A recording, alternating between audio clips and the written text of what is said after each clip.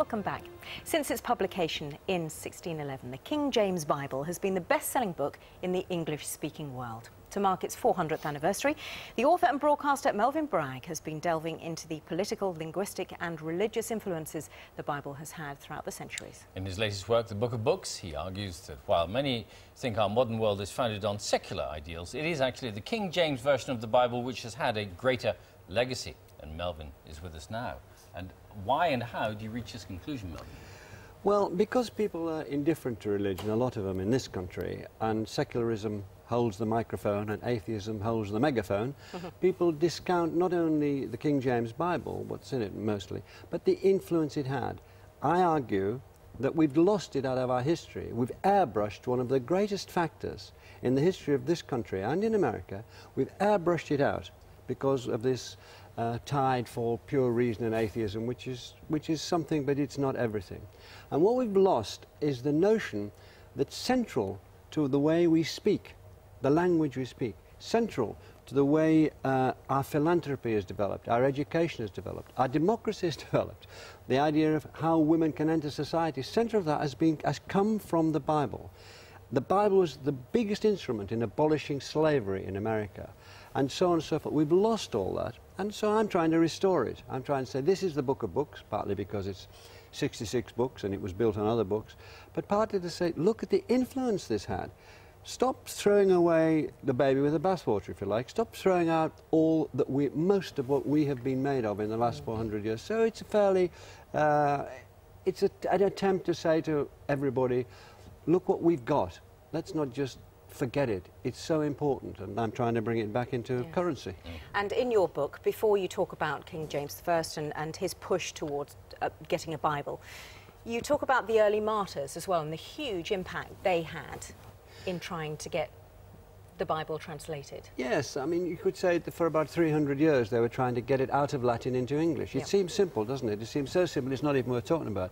But as a result of doing that, these scholars, many were caught, tortured, burnt to death for literally hundreds of years by the kings and the inquisitors of this country, because they did not want the Bible to be in the language of ordinary people. They wanted it to stay in Latin, which most ordinary people didn't know. Actually, many people in the clergy didn't know properly either. To hold the power there. And it took forcing through, and eventually it was forced through, and it was forced through basically by a man called William Tyndale, who I think compares with Shakespeare as one of the two great geniuses of the English language, and they lived in the same century, and they formed the basis of our language, one with idioms, one with words, and they're fantastic. And that's just the beginning of it. From language it flows into democracy, which I try to prove, it flows into education, as I've said, and the position of, and so on. Some people would look at it and say, oh, well, the things we've had this Book of Books thrust on us since we were children. It's dry and it's dusty and it's old-fashioned, and the language is hard to penetrate, and why is it relevant to us today? Well, can I answer that as best I can? First of all, the language is completely relevant. Let there be light, fell flat on his face, filthy lucre, let my people go, the apple of his eye, a man after his own heart, signs of the times, ye of little faith, the meek fisherman under the sun, to rise and shine, land of the living. That's a few of hundreds and hundreds of phrases that you and I and your viewers are using every day of their life. So sour grapes, I wrote a few falling flat on his face. As fusty and dusty, that's probably been the way it's been taught. Why isn't it being taught that because of the opportunity that the Bible gave for debate, once the Bible was in English, all of us could talk to each other about what God meant. This was an enormous revolution in thought. Once you could say, oh no, God meant that, God meant... This is an amazing thing for ordinary people to say. And so they could say, well, I think this about Parliament. I can challenge God, I can challenge Parliament. And they began, out of that grew the Putney debates in the British Civil Wars and the growth of democracy. Women in the 19th century, for instance, they went into politics through religion. They were philanthropic, whether you got Octavia Hill or the aristocrat Josephine Butler or William Booth's wife. They went in with a Bible, a mop, a bucket and a Bible. They cleared out the slums. They started slum clearance. They went through the Bible, and then they went into politics and social service. It was used again, and most of all slaves. That astonished me. That not only the abolitionists in this country, one of the greatest things we ever did with Wilberforce, they found their justification in the Bible, but fantastic, the people who wanted slavery to continue, they found their justification in the Bible, so you're head on. Then what happened is the African slaves in America founded their language on the King James Bible, and their own religion became liberation theology, which Richard Dawkins is so bad about in his terrible book.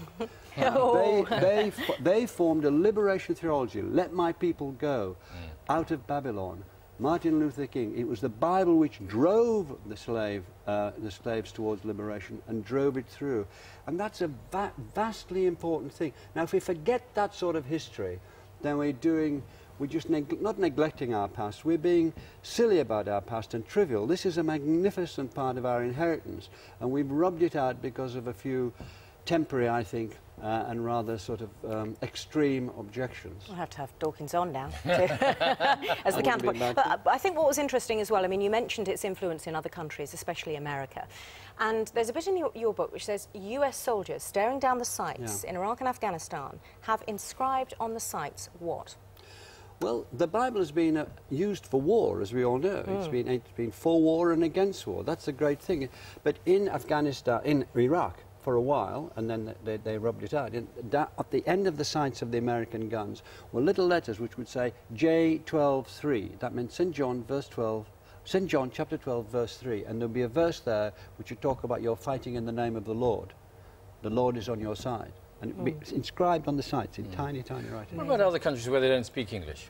What have they been reading what Bible have they been reading all these years? And how is it that they've not been influenced? I mean, they've had the influence of democracy and all that sort of thing as well, haven't they? Well, democracy, we have a fair claim for democracy started here. We're all very timid about where the Greeks. Democracy started here, in Parliament there. Modern democracy. The modern democracy, absolutely. After Athens there's a big gap, but modern, with the law, the legal, extraordinary first thing happening, the legal execution of a king who believed he had divine right, done through law and through the Bible. The Bible was used the entire time to condemn the king. And then the Putney debates after that, just down the river, they were the formations of democracy taken to America, and it was developed and amplified there. So other countries have been doing their thing. I'm interested in the English-speaking world and the King James Bible. What happened when King James I put out the Bible? Was there a noticeable change in society? Not immediately. It was a slow starter because it was expensive, and they'd already got quite a few English Bibles because it had been translated to English since Henry VIII turned Protestant in the 1530s. So there are plenty of Bibles around. Nothing as grand as that, and it took a bit of time, but it took about 2 or 3 decades, and then it got going. If somebody came to you and said, "Look, I'm really interested in this book, but it's very, very big. Where should I start?" Would you suggest to them, recommend it to get it properly? You should start in Genesis and go all the way through to Revelation, or should they start because there's a big difference between the Old and the New Testaments, of course. Well, I think to tackle the Bible is quite tough.